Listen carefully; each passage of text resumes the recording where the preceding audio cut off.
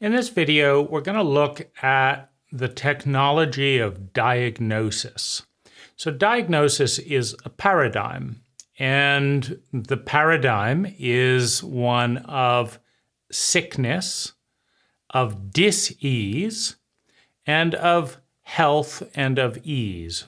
So you have a polarity.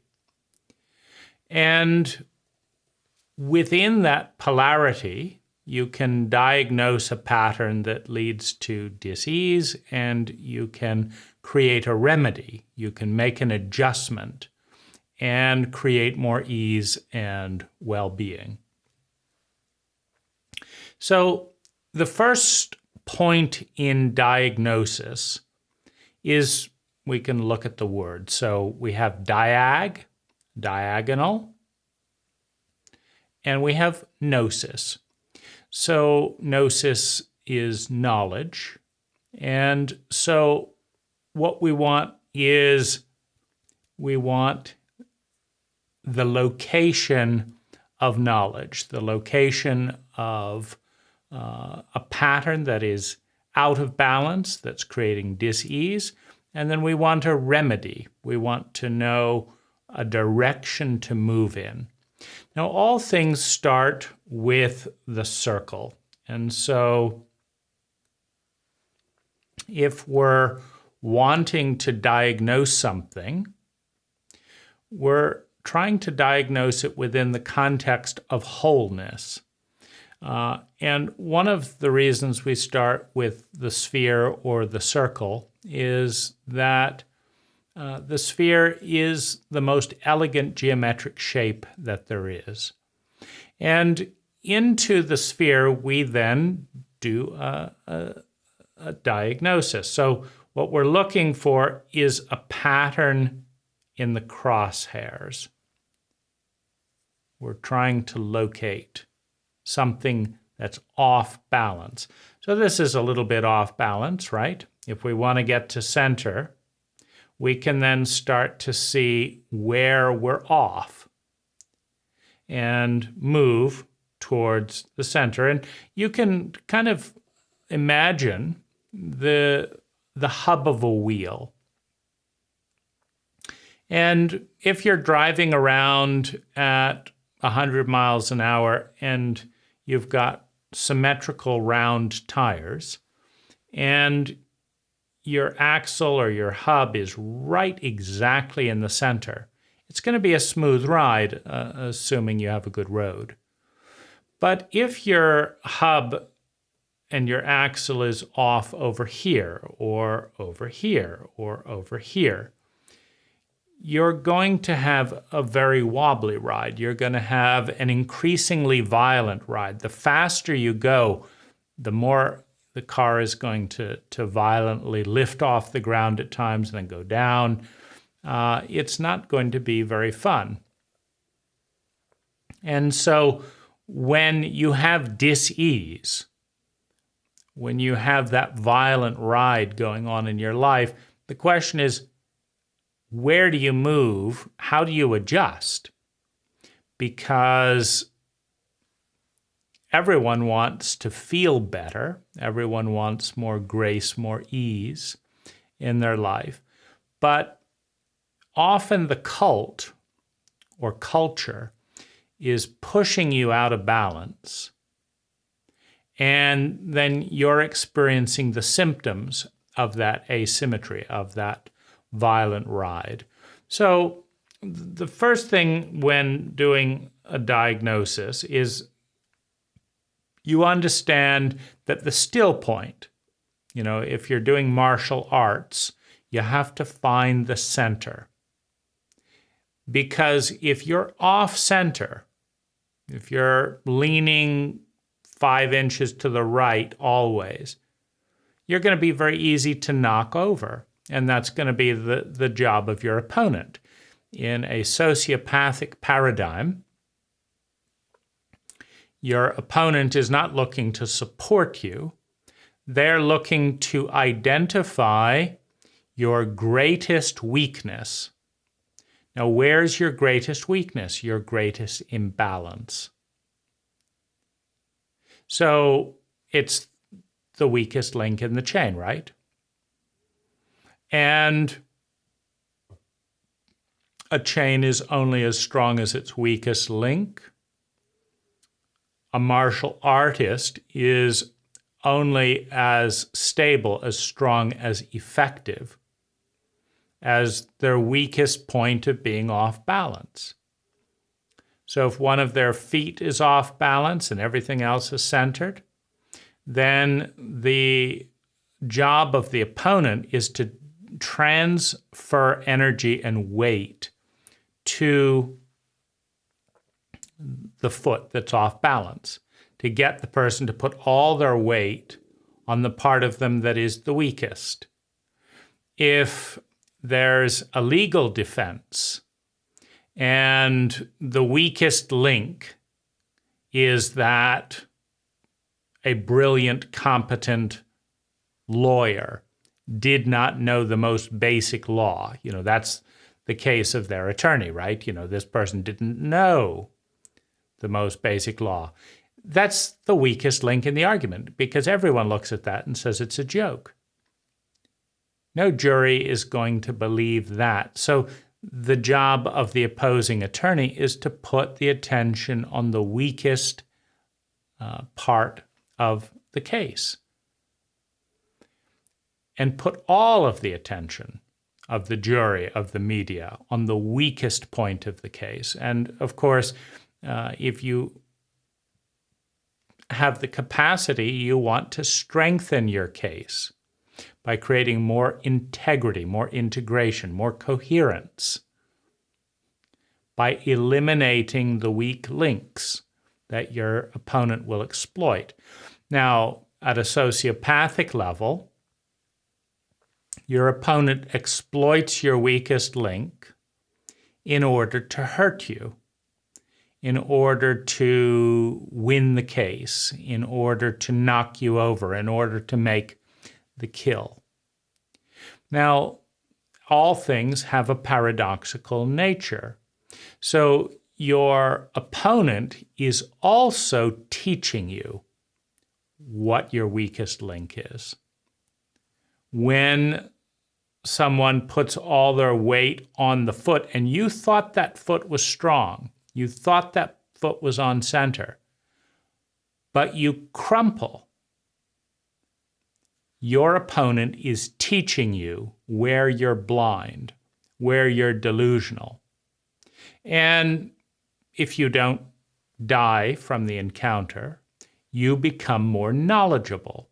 And it is your opponent that makes you more knowledgeable. You do not obviously have the ability to adjust and iterate your own delusions, your own blind spots, or you would have done so. You don't enter an attorney's or a courtroom bound to fail and spend $100,000 in legal fees to fail if you understand your weakness and can remedy it.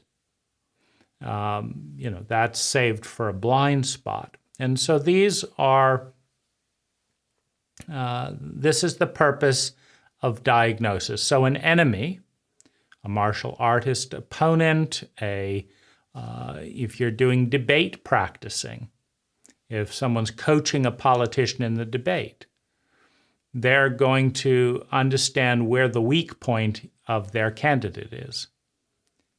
And they're going to try and help their candidate get stronger in their weakest point, because the opponent is going to go right for the jugular, is going to go right for the weakest point. Why the jugular?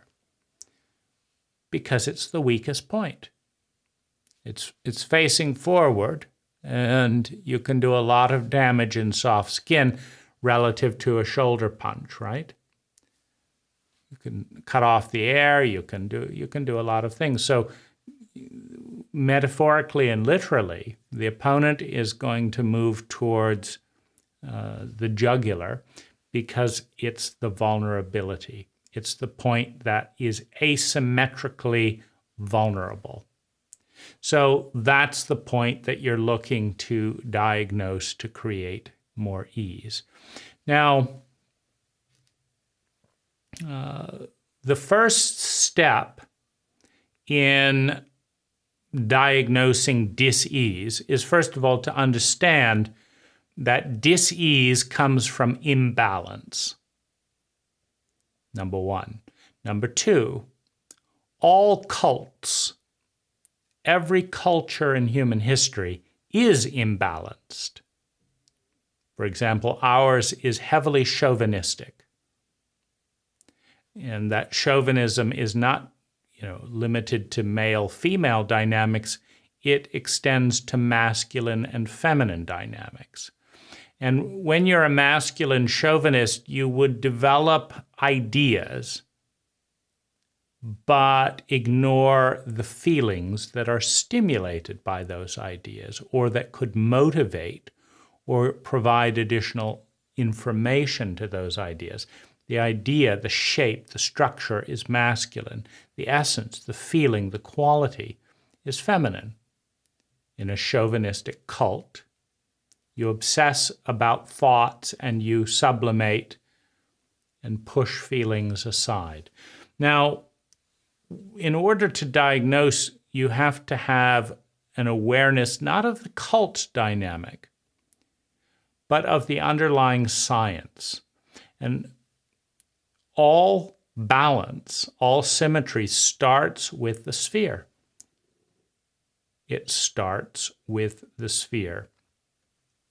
So the first step in diagnosis is to accurately cut the sphere into half.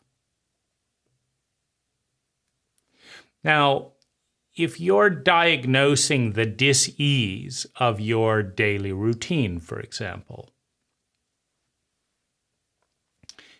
you need to find what 50-50 looks like. So your heart, your mind, your body, your social, your financial, your physical, your logistical.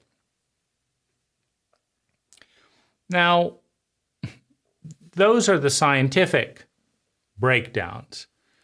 You have a very difficult case maintaining that you're more mind than feelings, or you're more body than mind and feelings.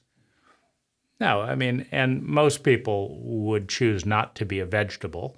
If you took away all your thoughts and all of your feelings, you'd be completely unconscious, and you would be a vegetable. And so you have all kinds of twisted chauvinism where you say it's all about the body. But if you could be a disembodied heart and mind that was conscious, or an unconscious vegetable with no thoughts and no feelings about anything ever, would you prefer to be kept physically alive on a wheel, in a bed with no thoughts and feelings and no awareness, and that's you? Or would you identify more with your thoughts and feelings?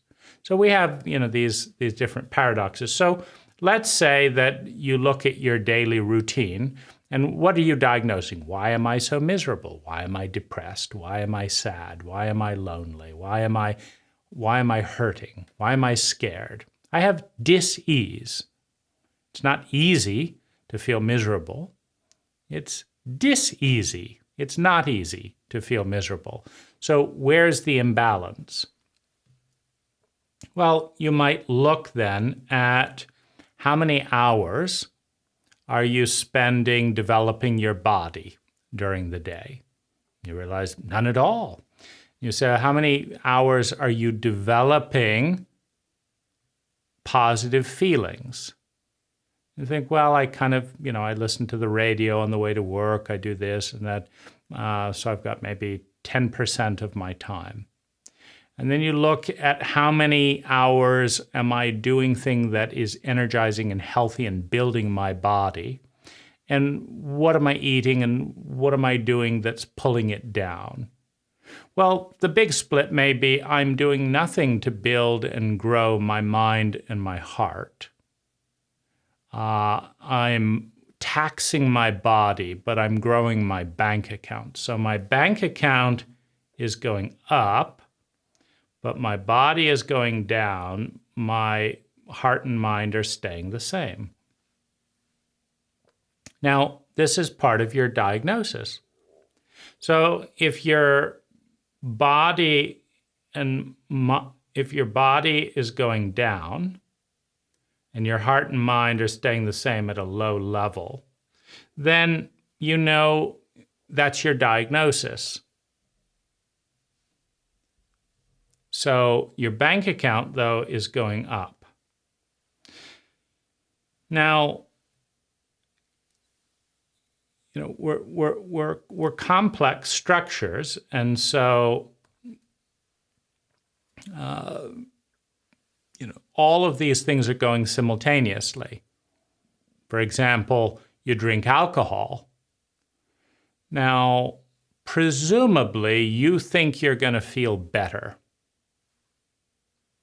Your body thinks it's going to feel better. Or you don't drink alcohol. Most people don't say, I'm going to feel absolutely terrible now and in the future, and so I'm going to do that. So usually there's some sense, maybe this is going to feel good but feel rotten tomorrow, but I want to feel good now, right? So if money is going up and up and up, and thoughts are staying the same, and feelings are going down, and body is going down, you now have a diagnosis. Because the middle point is going to be in the middle. So what you're going to do is you're going to spend some money. So now your money goes down some, and you're going to invest in the most vulnerable things. So if your body is going down because, let's say, you're making your money by having contentious arguments in court, attorneys generally feel more miserable than the average person in the population. Attorneys are less happy people, as a general rule. So they're making money, so they're going to spend some money on what? A massage. So that takes their body up to here and their money down to here. They're going to spend some more money on therapy. Let's just say that therapy actually works for the sake of this argument. Or let's say it's singing, or dancing lessons, or going and visiting their grandchildren, right? So now we're moving towards the center here. We're moving towards this area where the self is balanced and coming together. And so we're taking these divergent things and we're moving towards center. We're starting with a sense of true north. In an ideal cult, in an ideal daily routine, you would invest and grow your left hand and your right hand at the same time. You can't go to a gym trainer and they'll overdevelop your right hand and get these big biceps. Just ignore the left hand. That's that feminine stuff, right? No, they're not that dumb. And so chauvinism doesn't show up in the imbalance of training in the body. In many cases, chauvinism doesn't show up in the imbalance of financial investing either. You know, you'll be given an allocation to diversify your portfolio, some into growth stocks, some into dividend stocks, some into slow yield bonds, some into Bitcoin, some into this, some into real estate, because as one goes up, the others tend to go down, and so you're not as risk exposed as if you have every single penny in this, you know, in an uninsured house that burns down, or in a insured house where the insurance company goes up after a big fire or something like that. So you diversify your portfolio. There tends to be a fair amount of balance in many of these areas. Not necessarily, in which case That could be what you diagnose and move towards the center. But if you're overdeveloping your thoughts and underdeveloping your feelings, if you're overdeveloping your philosophy and underdeveloping your emotional maturity, well, you have heart, mind, body. You've got clear thirds there. So if you're 80% one, 10% the other, and 10% the other, you're way off. You've got to get closer to third, third, third. Similarly, if you're pouring money out, expenses, way over here, and you're not over here taking in high income, you have your diagnosis. You've got a disease of overspending and under-earning. So you got to move back to here, either by reducing the expenses or by increasing the income. When your income is as much or higher than your expenses, you're in the center. You're at a neutral point. If you're giving your partner significantly more energy than they are giving you, you are being drained.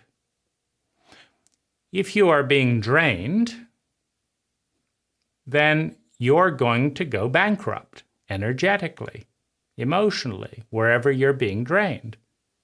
Unless either your partner starts feeding you, so you're giving them energy in this area, they're giving you energy in this area. Okay, now you're coming back to center. If your employees are getting a good paycheck and causing you repeated problems and increasing your expenses, you're being drained. So you will go bankrupt. Or you will fire those employees, or you will retrain those employees, or you will ask those employees, here's the equation, you need to give me back this, or I will go bankrupt, and rather than do that, I will fire you. And so when you understand the money that's going out, you then understand the money that needs to come in to come what? Back to center. If you understand the amount of stress that your partner is bringing up by this behavior and that behavior and this behavior, then you'll know how much well-being they'll need to bring up in this behavior and this behavior and this behavior to come back to center. If you're getting a lot of value out of your partner and their energy is deteriorating, their value is deteriorating, it's bankrupting the relationship. Either you will deplete the partner to such an extent, if they allow it, and you're sociopathic, that now they're useless. You know, if you wear out the heart, mind, and body of someone without doing maintenance, without repairs, then they become less and less capable of providing whatever it is they provide to you. And then you either go bankrupt because they can't give anymore, they're spent, or you have to discard them if you're a sociopath and find another person to feed on. And so the balance comes to make sure that the people you want to be in a long-term relationship with, you're giving more than you're taking. So in order to do that, you need to understand, what does giving and taking look like to them? And they need to understand, what does giving and taking look like to you?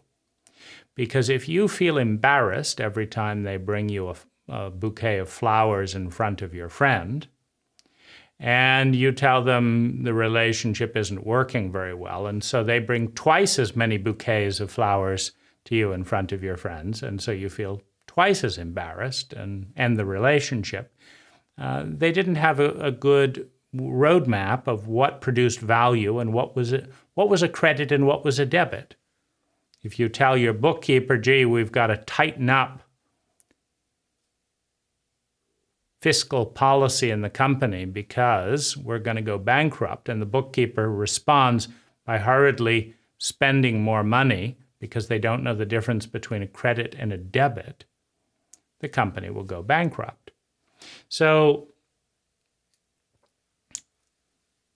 in every dimension, financial, social, magnetic, physical, in every dimension,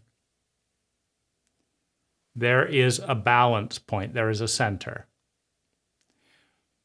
To the left and right are polarities, are extremes. All expenses, no income. All income, no expenses. All giving, no receiving. All receiving, no giving. You have polarity. And in a state of grace, you have a rich, sustainable relationship with your ecology, with your heart, with your mind, with your body, with your community, with your bank account, with your clients, with your friends. You have that whole, that sustainable ecology. You have a place of grace. You have a place of grace. And you will experience suffering when that grace leaves its center. It will take more energy to turn the wheel, and it will feel worse at each turn. If you transfer that pain to the other people in your life so that you don't have to feel it, then they will leave your life or be destroyed in that situation until they have effectively left your life anyway. Now you get the pain back doublefold because you're more isolated, but you've still got an asymmetrical system. So it is in everyone's interest to have the talent of diagnosis. It begins with the circle. Next comes the polarity. And the Western cult and its focus on good and evil, the Western cult, you descend out of the ecology of the garden into the knowledge of good and evil. That's the point when you take a sword and you cut the circle in half. Now, this is a cult fiction because half of the universe is not bad. It is interconnected with the other half. So it creates imbalance to look through a polarizing lens in which half is bad. Because if you think half is bad, you try and move as far as you can to one side. If you're a chauvinist, you try to be more machismo, have more exterior things, more power. But at what point in the pursuit of money or power, when you lose your dignity, your truth, your free time, your integrity, your relationships as friends, not power brokers, at what point does the pain get too high to challenge the lie that you can pursue any one extreme? Totally. Well, pain is a terrific teacher, and it tends to lead back towards the middle way. We start out as extremists because that's part of adolescence, to see things in black and white. And of course, the white, says the adolescent, is the good one, not understanding that the white is not even conscious without its counterpart, that the yin is neither better nor worse, but equal to the yang, that all polarities are necessary for the grace point in the center. And in healing dis-ease, we're looking for that grace point. So take an area of pain in your life and analyze it. Find the dis-ease. That's going to be the area you're off in the corner somewhere, and your wheel is spinning violently because you're off base. You're off center. Find the center in the physics of polarity. Are you exerting yourself and being too busy, or are you being too passive and doing nothing? Are you growing too much too quickly, or are you stagnating and not growing at all? There is a center in every polarity. And when you find that center, number one, you're strong, you're growing. When you move your present position towards that center, your health, your vitality, your well-being, your strength, your sustainability improves. And that's the purpose, that's the use of the paradigm of diagnosis and medicine. Medicine is that which takes you towards the center, towards the balance. Enjoy.